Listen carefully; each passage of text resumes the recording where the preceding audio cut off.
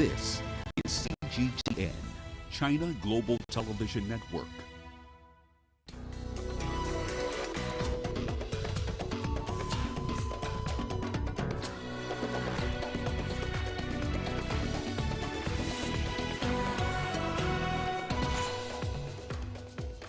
New coronavirus lockdown restrictions in Egypt as country grapples with surging infections.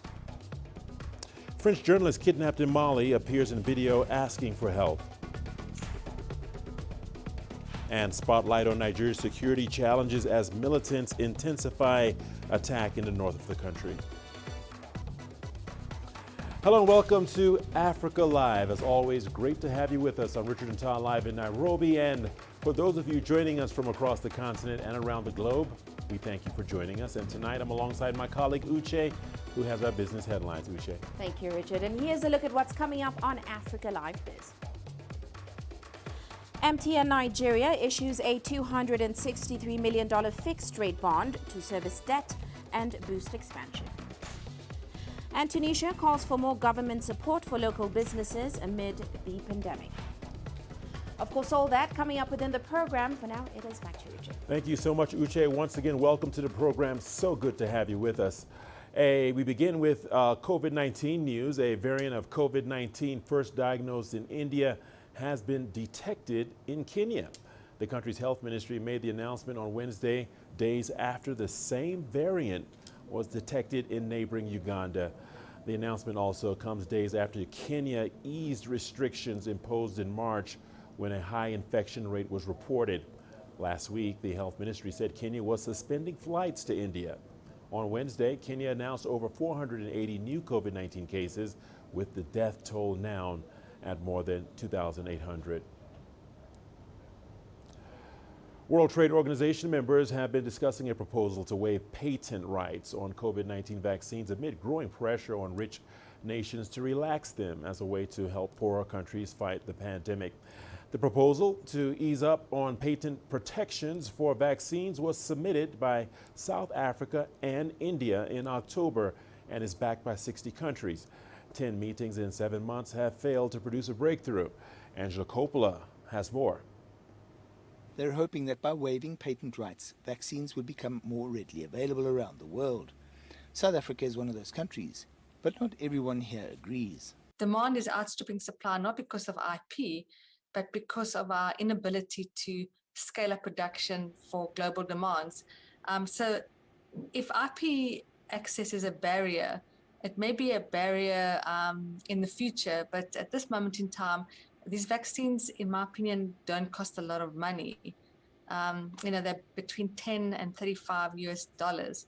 And some of the issues are around a lot of countries prepaid for these vaccines. They got into deals with manufacturers long before the vaccines were found to be efficacious. So, and the companies are struggling to meet this commitment. There are other concerns that experts have. Should intellectual property rights be waived? Even if we do away with IP, how do we ensure that there is good quality vaccines made at scale? It makes me worried when we see the Baltimore plant who was making both J&J and AstraZeneca have contamination. So if we do away with IP, we also have to make sure that we don't throw quality down the drain as well. Gray also wonders why calls aren't being made for the waiving of patent rights on COVID-19 diagnostic tests. No one's calling for IP to be given up for diagnostics, and there's much more money in diagnostics because you do diagnostics over and over again, and yet no one is it seems also strange to me that we focus on a drug or a vaccine, but we don't even address the issue of diagnosis. Whatever decision is taken by the WHO, many people in poorer countries still don't have access to tests or vaccines, and it's a moot point, analysts say, whether it has to do with waiving the patent rights or the lack of manufacturing capacity. What's needed, experts say, is public investment in manufacturing capacity so that those vaccines can be produced. And it's got to happen as soon as practical. I'm Angelo Coppola for CGTN in Johannesburg, South Africa. Egypt has ordered shut all beaches in the North African country until further notice. The move comes as the holy month of Ramadan ends and the Muslim world prepares for Eid, a 4-day break. CGTN's Adel Al-Mahroui joins us now for more on this. Adel, thank you as always for joining us here on Africa Live. Great to see you, my friend. Adel, Egypt is also imposing a 15-day commercial curfew. Can you tell us more about this?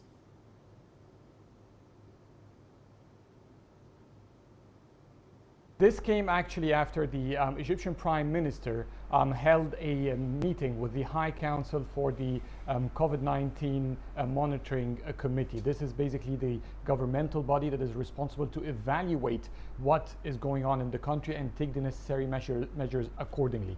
Now, starting Thursday, tomorrow night, a commercial curfew will be imposed that will be including shopping malls, restaurants for dining in. It will be including any commercial activity in general. The only exceptions are food delivery services that will be going on. The commercial curfew will start 9 o'clock in the evening and will be lifted the next day by 6 a.m. In the morning. This will last for 15 days. Now, those 15 days are actually the most crucial in terms of expectations of clustering and celebrations, because by the end of the holy month of Ramadan, the prayers at the mosques, they intensify. People go shopping to buy new clothes in preparation for the Eid, which is a 5 days long vacation, and this of course means that people will be heading to coastal areas for vacation. Now, also to avoid such gatherings in such vacations, the government has also shut down beaches and public parks during the same period. Okay, Adel, thank you for that important information. Now, that brings me to my next question. What's been the reaction considering how important Eid is? Well, it has been quite the preliminary reaction from small business specifically. They have been complaining about that decision because, as you know, Eid is the peak season for them to sell, whether that is toys, that is clothes, that is even food in preparation or desserts. So overall, this is a business time. But the government, in response, the Prime Minister, while announcing that, he says that he understands there is a short-term impact on economy, especially SMEs, but he also urged people to realize the bigger picture, that these few hours of curfew every day might save Egypt from a full lockdown in the future. And this is what the government is relying on, that to have a little bit of pressure maybe on businesses in the coming days and in Eid, especially that Egypt relies heavily on domestic and international tourism, so that will be affected. But looking at the longer term effect, the government believes this is the wiser step for now. Okay, Adel, thank you so much. Always a pleasure talking to you. Thank you for your insights and analysis. Adel Al-Mahroui speaking to us from Egypt. Let's move on now. Health experts across Africa have expressed concern over vaccine hesitancy on the continent. The medics fear that a combination of comments by some leaders and mixed messages over expiry dates have fueled this hesitancy. CGTN's Joy Karuki Juma reports. Vaccine hesitancy is rife in several parts of Africa, including in Kenya. When Dr. Edith Serem received her COVID-19 jab at a hospital in Nairobi where she works, nurses joked she might start speaking a foreign language. I told everybody who I was working with that I had gotten the vaccine, and of course you get these comments. Some, according to Dr. Serem, got the AstraZeneca shot after watching her closely for side effects. Others in the Kenyan capital are still hesitant. Africa has so far secured a relatively small number of COVID-19 vaccines. Health experts fear vaccine hesitancy is slowing rollout across the continent. There's lots of people who are still holding out on the vaccine. Quite a number of people are still waiting for something to show up. A lot of people are still very apprehensive about the side effects. Health experts attribute the hesitancy to warnings about possible rare blood clots, rubbishing of vaccines by some leaders, and mixed messages over expiry dates. The World Health Organization and Africa CDC have insisted that the benefits of the AstraZeneca vaccine outweigh the risks. The rollout is, however, still slow on the continent. Unfortunately, Immediately they started distributing the vaccines. This whole story of blood clots and all sorts of things came up concerning the vaccines. And then to make it even worse, countries like UK, Germany, and France now decided to halt, the use of the vaccines, that the AstraZeneca, Oxford AstraZeneca vaccine. So that now gave us a lot of problem. That behavior in itself caused a lot of problem in Nigeria. Nigeria received 4 million AstraZeneca shots in March. By April 23rd, only about 1.15 million doses had been administered. Kenya received over 1 million AstraZeneca shots also in March. By April 25th, the Ministry of Health data shows only 152,700 health workers had been inoculated. At this pace, it may take nearly a decade to vaccinate Africa's adult population. Joy Kiruki Juma, CGTN. A journalist who disappeared last month in Mali's northern city of Gao has appeared in a video appealing to authorities to help free him. The 21-second video shared on social media is yet to be verified by authorities. Olivier Dubois is the first French national to be taken hostage by jihadist militants in Mali after aid worker Sophie Petronin was freed in October last year. French civilians have long been favored targets for kidnapping by criminal and Islamist groups in Western Africa's Sahel region. We know that he was in Gao on April 8th. We know that he was in his hotel, that he left, that he did not come back for lunch, and that 2 days later he was to return to Bamako, the capital of Mali, but that he did not arrive, and so we were alerted about his troubling disappearance. I can confirm the disappearance in Mali of the journalist Olivier Dubois. I would of course like to immediately send my thoughts to him, send my thoughts to those close to him, and send my thoughts to all the editorial staff who are used to working with him. We are of course in touch with his family and his relatives. Our services are currently carrying out technical verification on the videos that has been shared. I do not have more information at this stage to communicate to you. What I can tell you is that we are of course already working closely with the Malian authorities, and we are obviously reinstating our recommendations, our request not to go to this area that is particularly high risk. In Nigeria's Borno State, militants have killed 35 people in 2 attacks. 5 soldiers are among the dead. The fighters belonging to Islamic State West Africa Province, or ISWAP, arrived in trucks fitted with machine guns, attacking a Jiri town and a military base. The latest incidents puts pressure on President Muhammadu Buhari over his handling of the growing security crisis in the country. In April alone, almost 600 civilians were killed nationwide, and at least 400 were abducted by armed groups. The European Union and the United States have asked Nigeria to look beyond using its military might in trying to end the Boko Haram insurgency. Donors are urging Nigeria to consider dialogue and other methods of countering violent extremism. Nigeria has seen an increase in attacks by Boko Haram insurgents in recent months, despite deploying troops to counter them. CGTN's Deji Badmus reports. It's been 12 years now since the Boko Haram insurgency began in northeast Nigeria. Despite several military operations to put down the insurgency, it's grown into a regional crisis, affecting the entire Lake Chad Basin area covering Nigeria's neighbors Cameroon, Chad, and Niger. In addition to Nigeria's military campaign against the insurgency, there's also a counter-terrorism regional force known as the Multinational Joint Task Force MNJTF fighting the insurgents as well. But all the military efforts are yet to defeat the insurgents and deliver peace. It's part of the reasons the European Union and the United States are both advocating alternative methods like dialogue and legal instruments in ending the conflict. But opinions are divided over the proposal. It is not only kinetic force that is going to solve this problem. There are other root causes that will lead us to solve this problem in other ways. So I think we should look at the other options instead of just depending on the military. Now, we know that terrorism needs a multi-pronged approach to solve.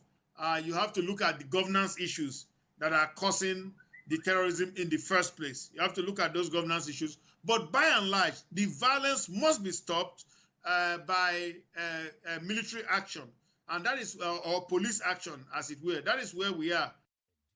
Nigeria had indeed explored talks with Boko Haram in the past, all collapsed even before the process got underway. And with Boko Haram now split into two main factions, security experts say any form of negotiation could be tricky and complicated. First of all, Shekau or any of the leaders of ISWAP, none of them have said that they are ready to talk. So there's nothing to talk about. Until those people are ready to talk, there's nothing to talk about. So it's not very smart to say that, oh yes, we ought to be talking. The government has indeed made it clear on several occasions that it is open talks with Boko Haram as a way to end the violence. It's running a de-radicalization program for repentant Boko Haram members who are eventually reintegrated into society after spending time in custody. But the insurgents keep recruiting more into their ranks and pushing on with their campaign of terror. What needs to happen is these nationals need to get involved. The state governments need to be empowered to get their own local policing. Because if you police every level, police every local government, police every state, then it's easy for the military to come in as a response force, as people with superior firepower. Low manpower and other logistical constraints have also hampered the fight against the insurgency. There are increasing calls on the government to reduce the pressure on the military by recruiting more soldiers. Deji Badmos, CGTN, Lagos, Nigeria. Staying in Nigeria, parents and relatives of nearly 40 abducted students have been protesting at the National Assembly complex in Nigeria's capital, Abuja. The students were kidnapped from a federal college in Kaduna State 2 months ago. Our correspondent, Philly Haza, is in Abuja and he tells us more. The parents of the abducted students were joined by other sympathizers, including the Student Union Government of the Federal College of Forestry Mechanization in Igabi local government area of Kaduna State, to protest at the National Assembly in Abuja. They say the government has not delivered on its promise to secure the release of their loved ones after 55 days of captivity, with kidnappers threatening to kill the students if no ransom is paid soon. 39 students of the college were abducted by unknown gunmen in March. 10 of them have been released so far, but 29 others remain in captivity. More than 800 students have been abducted since December across Nigeria. In response to the protesters, the lawmakers at the House of Representatives pledged to work with relevant authorities to secure the release of the abducted students. President Muhammadu Buhari has also promised to intensify efforts in collaboration with the Kaduna government to ensure that all the students are rescued alive and soon. Phil Ihaza, CGTN, Abuja. Israel's president has picked Yair Lapid, a centrist politician and Prime Minister Benjamin Netanyahu's strongest rival, to form a new government. Israel's longest-serving leader, Netanyahu, has been fighting to hold on to office through 4 inconclusive elections since 2019 and corrupt allegations. President Reuven Rivlin says that his choice, the former finance minister, has the pledged support of 56 of Parliament's 120 members, which is still short of a majority. Lapid has expressed that he intends to form an all-inclusive government. All right, the news continues on Africa Live. Plenty more to come after the break. Here's a look at what's ahead. Surviving climate change. CGTN investigates whether climate change triggered South Africa's worst drought in living memory.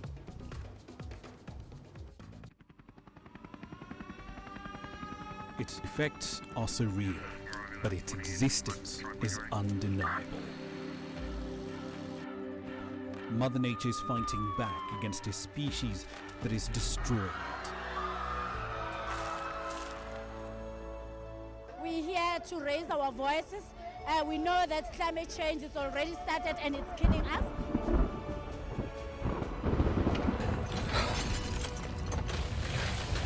It hurts. Amid the tears and the grief, however, there is hope for resolution. we need to live in harmony with nature. We focus on the deeds, the deals, and the people working to make a difference. This is Surviving Climate Change, only on CGTN.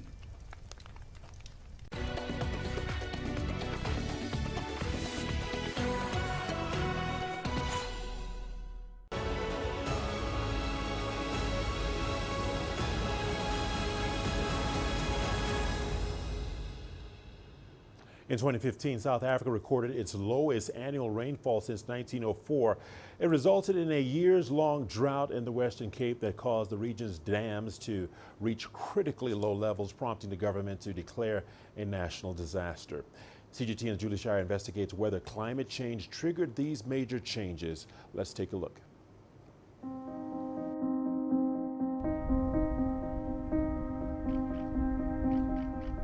South Africa's Western Cape drought had the province and the city of Cape Town on its knees. The 4-year-long drought resulted in widespread water shortages, significant drop in agriculture production, and tens of thousands of job losses. I set out to ask scientists, experts, and farmers if the effects of climate change were to blame. This was South Africa's worst drought since the turn of the 20th century. I mean, since 1900, we never had a drought of that magnitude. It was one of the most devastating in the country. It affected not only agricultural sector, not only water availability, but it affected the entire economy. That's how devastating this drought was. To get 3 drought years in a row is a very difficult situation, and no one can predict that, no one can expect that. This time, after one drought, we thought, well, if it rains next winter, we'll be fine. After the second drought, we thought, well, we've got restrictions going. If it rains the next winter, we'll be fine. And then it didn't rain. We detected at least a degree of warming in the last 100 years. And this is due to human-induced climate change, which is emissions, carbon dioxide and other emissions into the atmosphere. And this is manifest mostly in increasing temperatures and in changing rainfall. Developing South Africa's capacity to predict and adapt to the global climate crisis is critical, and it's all being monitored here. Our projections indicate that we are expecting a more drier South Africa, and that tells you that we can't just be depending on rain-fed rainfall. We need to be thinking about other means how we can diversify. So the model that we are developing right now, we want to make it more suitable for the South African conditions. We know at the moment that the current model we are using struggles with capturing the intensity of extreme rainfall events. And when we develop the model ourselves, we will be able to make improvements where we find that there is something that is missing. So there are signs that the South African region is already being impacted by climate change. If we think in terms of what we have experienced over the past few years, the Cape Town drought, 2015 to 2017 period, that was characterized by a few years in a row with below normal rainfall. A study did show that climate change contributed to that lack in rainfall. That study was performed by some of our colleagues at the University of Cape Town. The climate change projections for the Western Cape are not good. They are saying that we're going to get warmer and we're most likely going to get less rain. Those are the projections, and we've seen the trends showing that. And whether these more frequent droughts are a sign of that, we don't know for sure. But in the last 20 years, we've had more years below average rainfall than above average rainfall. So that indicates that Cape Town needs to be doubly aware. The worst droughts in over a century wreaked havoc in this region. Now dams are full and the rains have come, but it can happen again. Cape Town's water system is almost entirely dependent on rainfall, making it highly vulnerable to climate variability and change. Water is life. Without water, you don't have life. The 2015 to 2018 period was devastating for so many people and so many farms because everybody woke up very late. Climate change is a massive problem in our lives, and for me personally, It's a very, very big part of who I am as an individual and how we run our farms and how we operate. So it's consciously, it's in my mindset every single day. Cape Town woke up too late. Definitely now, there's a much more consciousness that when the next drought comes, we will be a lot more prepared. And the crazy thing is with global warming, it's happening so quickly. Temperatures are lower than they've ever been. It's happening so quickly. So it's not about the next generation, it's about our generation. It's about the next 5 to 10 years. What's that going to look like? And if we don't do something about it, this could be a very scary place to live. We had a hunch it was coming, but then there's the farmer always hope it's going to rain next season, it's going to rain next season. And yeah, it hit us. We need water for everything. I mean, water gives you tonnages, it gives you size, it gives you crop. And at the end of the day, it's all about income and survival. The big dams that used to supply us, they cut us by about, 70%. But we had proper technology. We've got drip irrigation around the farm, connected to a computer. Farmers that didn't have that technology definitely felt it. Some people had no water. I think climate change got a lot to do with it, and I think there was a bit of ignorance as well. I think especially the city of Cape Town, they saw this coming a long time ago. No dams have been built in quite a while. I think they could have started a long time ago just educating people. Water restrictions maybe a year or two earlier, so the dams could be fuller for a longer time. 2015, start of the drought. 2016,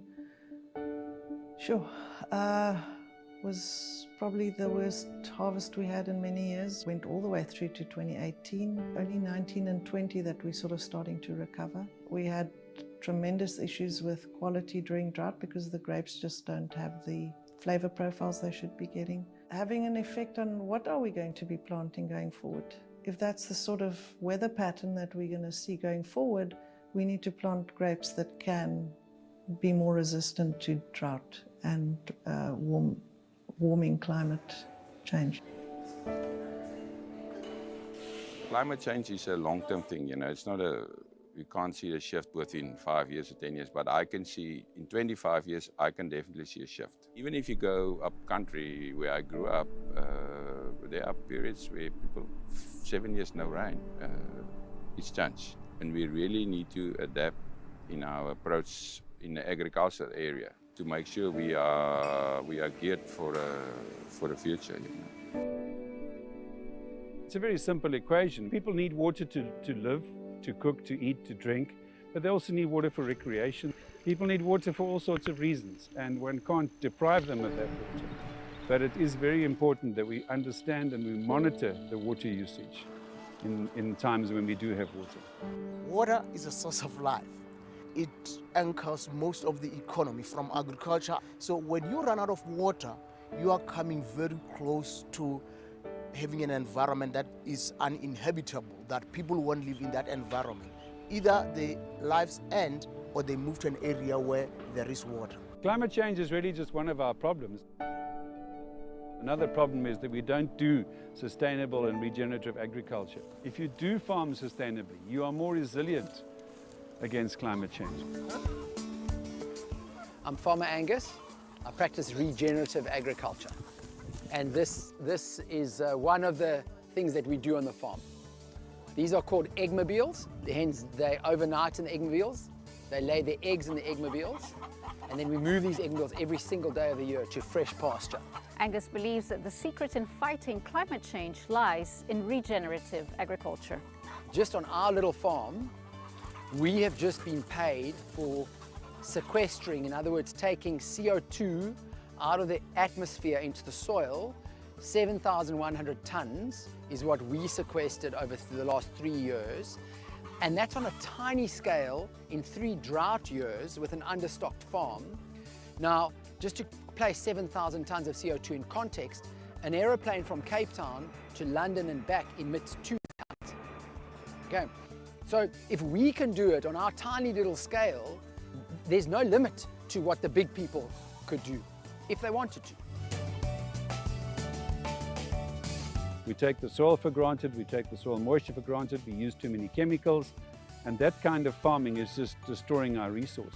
So someone like Farmer Angus, who's looking at the soil and trying to farm properly, does two things. First of all, he makes himself sustainable and produces a product that he can sell for a higher price. My name is Mawitu, my name is Kamle. I'm doing this free-range farming. The drought was very bad in Western Cape. There was no water. On the farm, it affected us a lot. We tried so many things to survive. Climate change is affecting the weather as well. It is worrying us a lot. If we don't have water as farmers, I don't see us surviving or doing farming. Because without water, there's nothing of which we can do. We have to have water to do farming. The drought in the Western Cape is a man-made drought. And there are three factors that contribute to it. And the tragedy for me is that none of the politicians are even acknowledging the problem and therefore will not solve it. And the three problems are urbanization. The second one is alien vegetation or invasive species. And then the third thing is, of course, agriculture. Farmers aren't farming regeneratively. Very few of them are building carbon in their soil. In fact, almost none of them are. And whereas if they were farming regeneratively and they were building carbon in the soil, the more carbon, the more water holding capacity there is. So there's a way out of this drought. Despite all the global problems we have, the solutions are right here. 7.8 billion people in the world. It starts with one individual. If one person makes that difference and is conscious about the amount of water that they use, about the amount of energy that they use, about their carbon footprint, that will change the world. How do you do it? It's through education, and it's through bringing communities into these types of environments and educating the importance of water. But we can take the positives out of it as a wake-up call, as a reminder that this resource is not limitless. This resource can run out. You can be without water for a long period, and therefore consciously we need to start thinking, okay, let's preserve this resource. Because climate change is a long-term thing and the changes are insidious and they happen very slowly, people don't take it seriously. Every one of us has a responsibility to make a difference in our own lives by teaching our children, by passing on the message. I think children are the future, and if the children see us doing something and we talk about it, they will grow up having heard that, and they will grow up doing things differently. The hope is that if everyone plays their part, we can get through this, we can get over this. We all feel peaceful and happy when we are in a place like this. But without water, it can't exist. If we continue business as usual and not listen to the science and ignore regenerative agriculture practices, the long-term prognosis for our survival on this planet will be very poor. The Western Cape drought was a loud wake-up call to South Africans. Let it be a lesson to the world. If we take care of nature, it will take care of us. And the solution to reversing climate change might just be under our feet.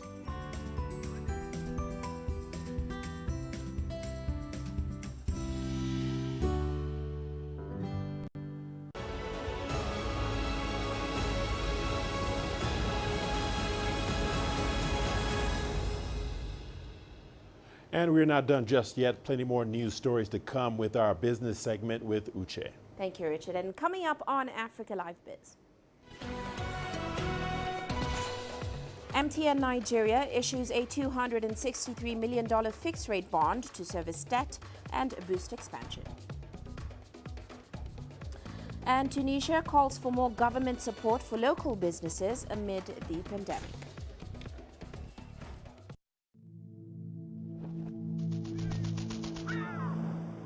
How will your world change today? What happens here? What happens there? Or what you make happen for yourself? If it matters to you, it matters to us too. Your stories are the stories that need to be told. Africa Live. Find your voice.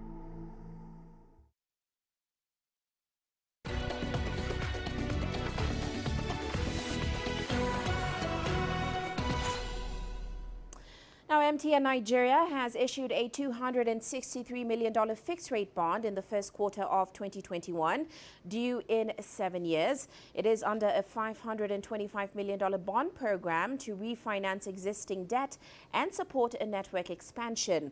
Now, yields in Nigeria are at historic lows after the central bank cut rates twice last year to lower borrowing costs for the government. This, of course, has created opportunities for firms to sell debt at a more attractive rate. Well, MTN CFO Modupe Kadri says the local unit of South Africa's telecoms group MTN issued debt to optimize its funding costs. Kadri also added that MTN is looking to repatriate about $250 million in outstanding dividends to the group and hopes to secure substantial amounts through interventions with authorities.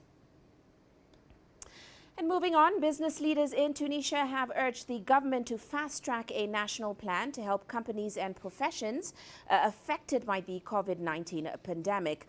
Well, CGTN's Adnan Shawshi has more details from Tunis. The Tunisian Business Leaders Organization has conducted a study to evaluate the financial situation of firms which have been affected by the COVID-19 pandemic. The study shows that 98% of enterprises are in favor of a tax amnesty, while 96% say both private and public banks did not offer any help to ailing small and medium-sized enterprises.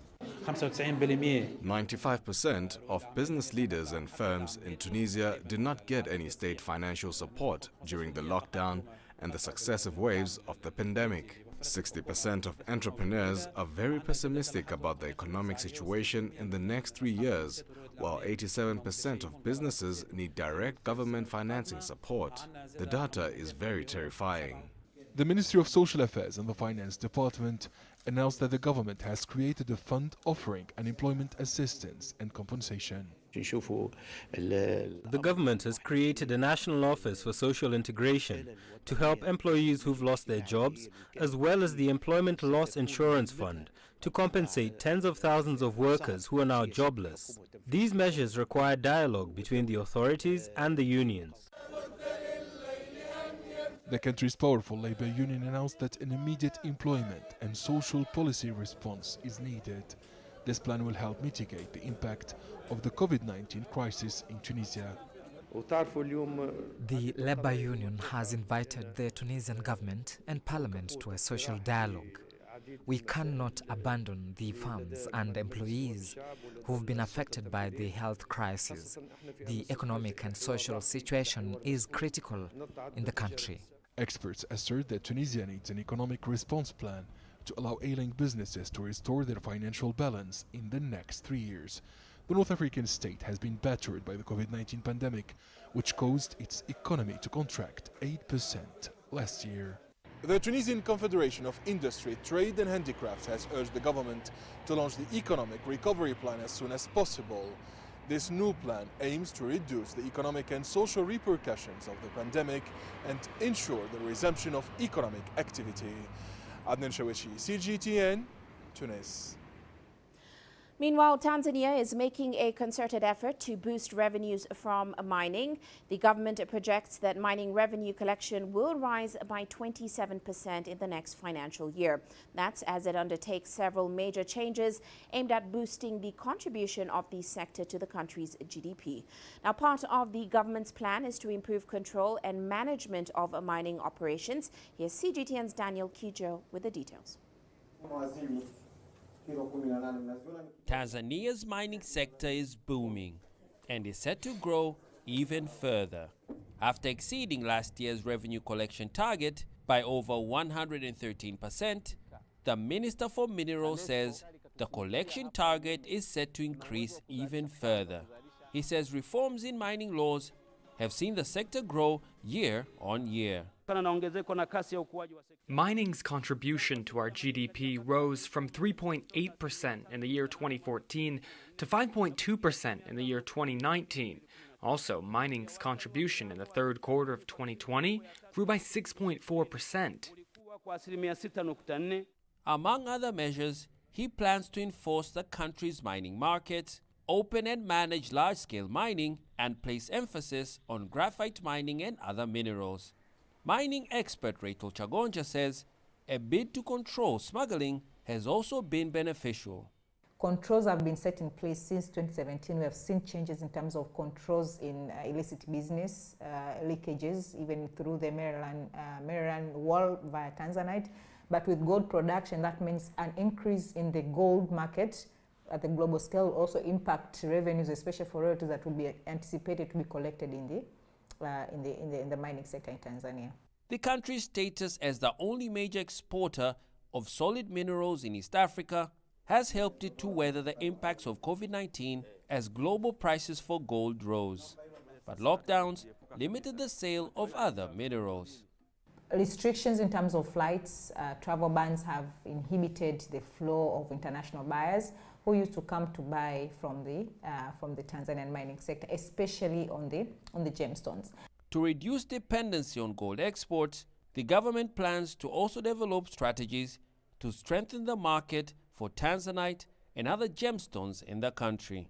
Tanzania is the fourth largest gold producer in Africa, following South Africa, Ghana and Mali.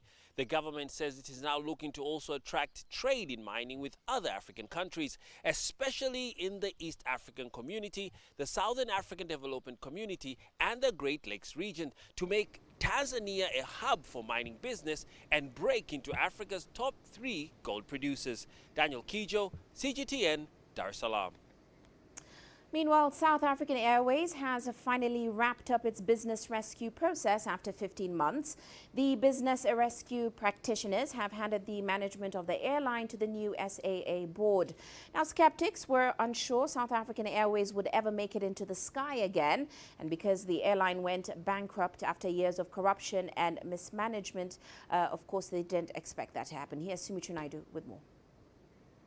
In the next few weeks, South Africa's Department of Public Enterprises will finalize an agreement with an undisclosed private investor who is expected to manage the airline in the future. Business rescue practitioners have secured an agreement with creditors that will see the airline's massive debt burden serviced over the next 3 years. This essentially takes the debt liability off the airline's hands going forward.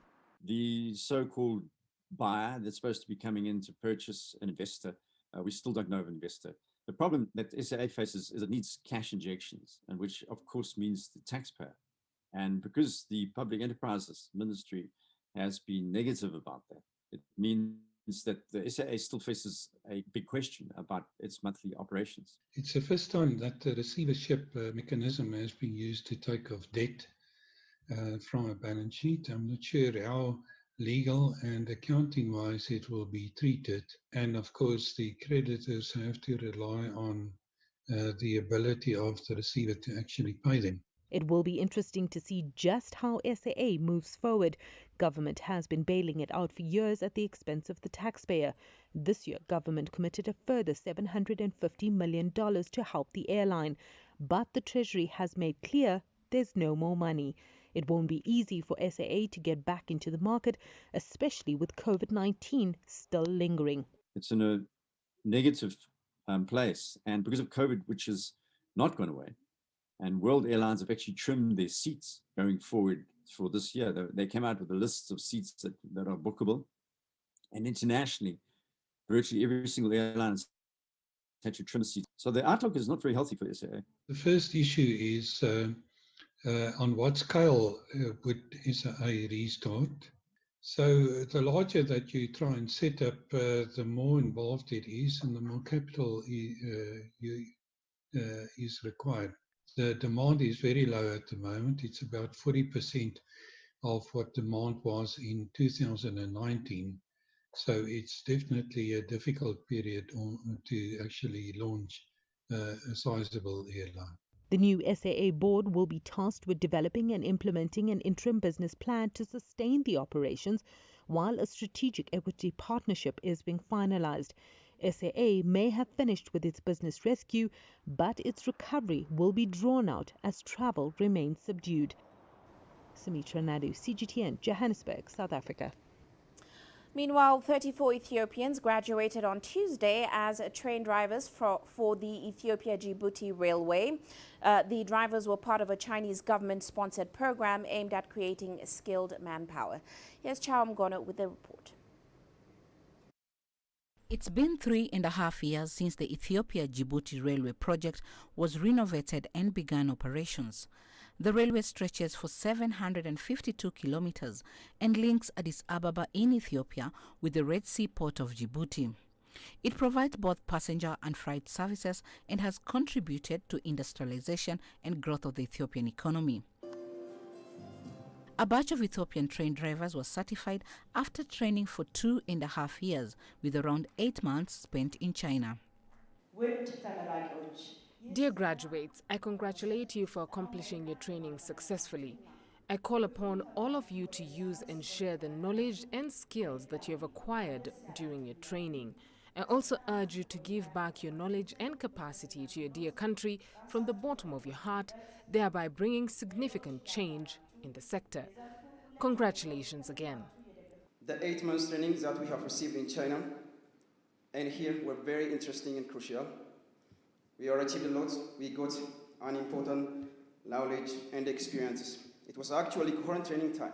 Every single one of these graduates worked hard, sacrificed their times and energies to get here. I believe the purpose of our training has been completely accomplished very well. Every little encounters and the experience gained in China has been enriching us and will remain within our memories. The training program is part of plans for Ethiopia to fully operate the Ethiopia-Djibouti Railway.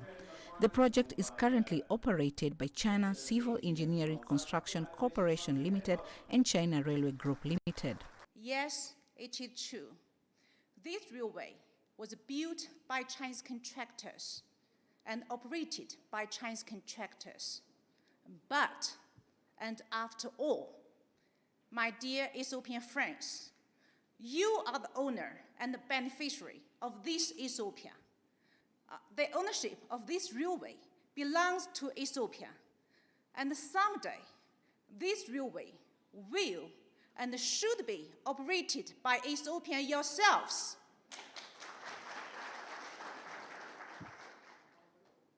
So, knowledge transfer matters, and capacity building is critical. Chamgono, CGTN. Well, that's all for now on Africa Live Biz, but coming up on Global Business Africa, Zimbabwe's GDP surges to $24 billion due to improved financial policies. Of course, more on that coming up atop of the hour. For now, back to Uche. Thank you so much, Uche. Plenty more to come on Africa Live. We're just getting started. Don't go away. Here's what's up next. Well, what is next for Bill and Melinda Gates? Their charity work in Burkina Faso. We'll tell you more. Join us in Global Business and see Africa through our eyes. The greatest journeys, the greatest sights, the greatest adventures. Here in Kanata, this weir allows the locals to walk on water. We're far more than just TV news. We're your passport to the wonders of Africa. To bring you stories of struggle, survival, and hope.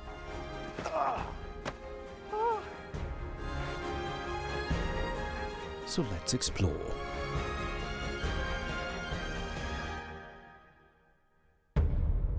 CGTN. See the difference.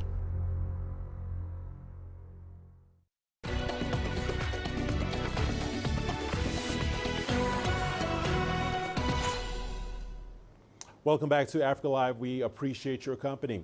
This week, billionaire couple Bill and Melinda Gates announced their divorce after 27 years of marriage, but they have pledged to continue their philanthropic work together. However, one beneficiary of the Bill and Melinda Gates Foundation in Burkina Faso remains skeptical that the split will not affect funding.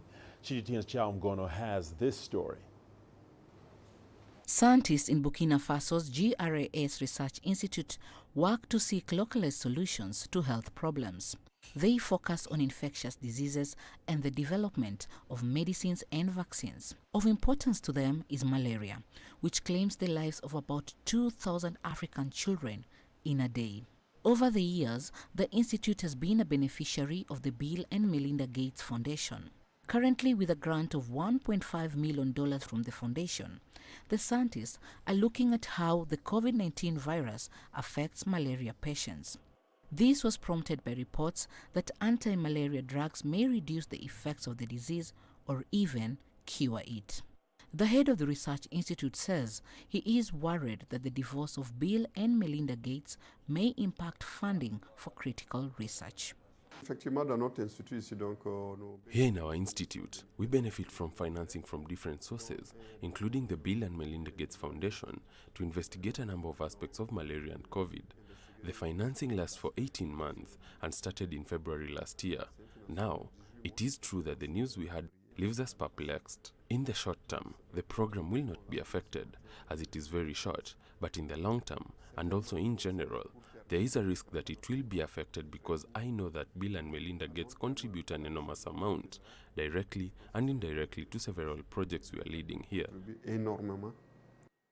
The Gates Foundation is also supporting the development of a malaria vaccine, new drugs and innovation around mosquito control methods. This has been cemented through the release of 3 grants amounting to over $250 million. One of the grants is for the Path Malaria Vaccine Initiative that received about $100 million to test and license malaria vaccines in Africa. The Bill and Melinda Gates Foundation has become one of the most powerful and influential forces in global public health.